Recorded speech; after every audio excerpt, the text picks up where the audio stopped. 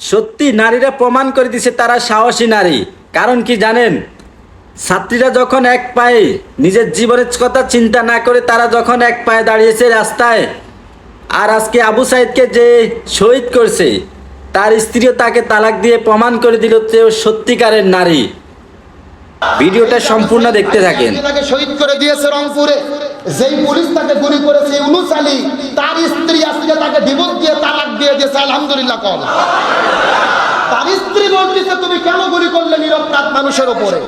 তার মানে আল্লাহ তাআলা শিক্ষা দিচ্ছে ওয়া মাকারু ওয়া মাকার আল্লাহ আল্লাহু খায়রুল মাকিরিন।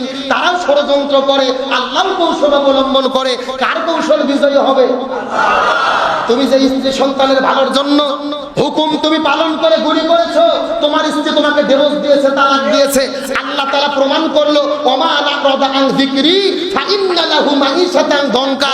যারা কোরআনের বিরুদ্ধে দাঁড়ায়, মাজলুমদের বিরুদ্ধে দাঁড়ায়, এরা কোটি টাকা অর্জন করে লাভ হবে না, এদের পরিবারে আল্লাহ কোনো শান্তি রাখবে না।